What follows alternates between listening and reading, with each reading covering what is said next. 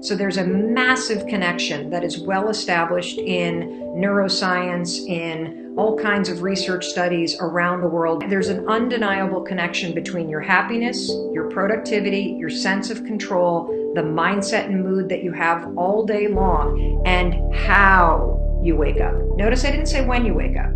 I said how you wake up.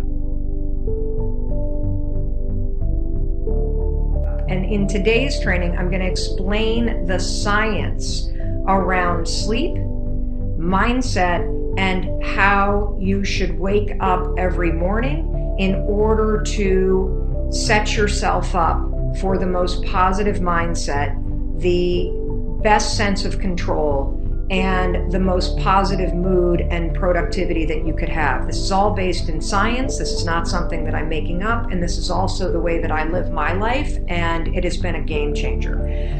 You already know that the night before you're going to plug your phone in outside of your bedroom, away from your bed, so that when that alarm goes off in the morning, you're not reaching for your phone while you're lying in bed and reading social media and the news, which is going to make you feel depressed and anxious. That you're getting out of bed and you have the ability to start your day without your phone in your face. That is critical for your mindset. Now let's talk about the actual act of how you wake up. Not when you wake up, but how you wake up. And this is science, okay? Super important for you to understand that.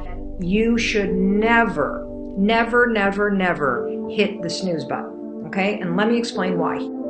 Is because of how snoozing for a couple minutes impacts your neurology. It impacts your brain function. Again, this isn't something I made up.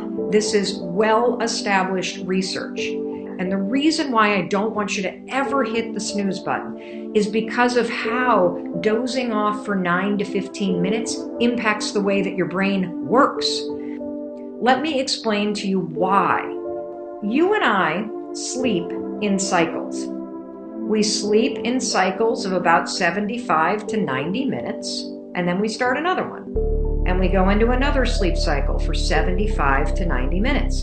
And then we typically start another one, and we start another sleep cycle that goes 75 to 90 minutes. And after 2 or 3 sleep cycles, or heck, if you're lucky, 4 of them, your body and brain go into a mode where for about 2 hours, your brain just goes into a state where it's getting ready to wake up. So for those of you that wake up naturally before an alarm goes off, or the alarm goes off and you've had anywhere from 6 hours plus of sleep, your mind is now in a state, it's not in a sleep cycle, where it is ready to wake up, it is ready to start the day, it is ready to be deliberate.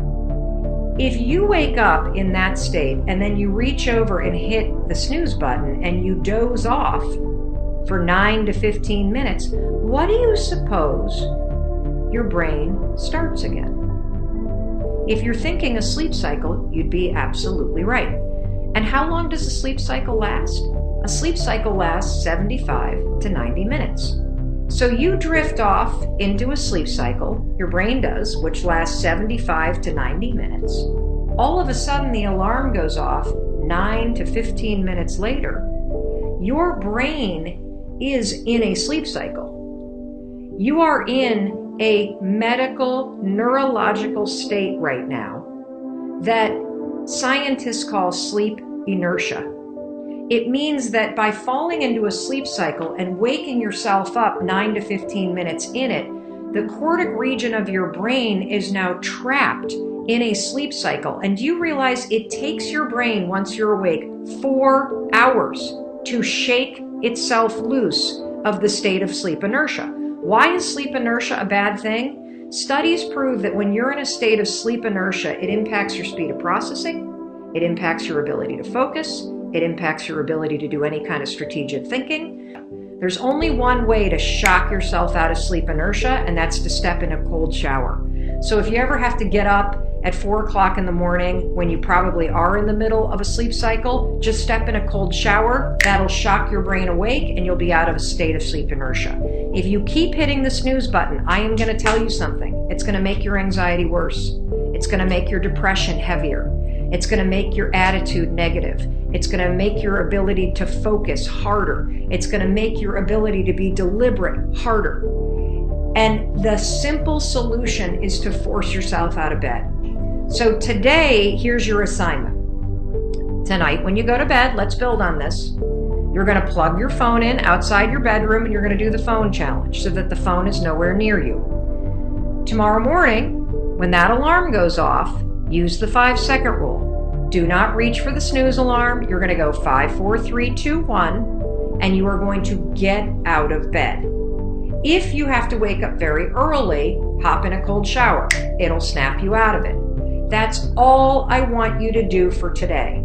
I want you to take the no phone and add in the no snooze button challenge. And I want you to notice how different you feel. I want you to notice if you're a chronic snooze button hitter. Do you feel a little bit more awake? Do you feel a little bit more focused? Do you feel less groggy than the mornings when you hit the snooze button over and over and over again? Because you know what? The answer is yes. You are going to feel less groggy. Yes, you are going to feel more awake. Yes, you are going to be more in control and more deliberate about what you're thinking about.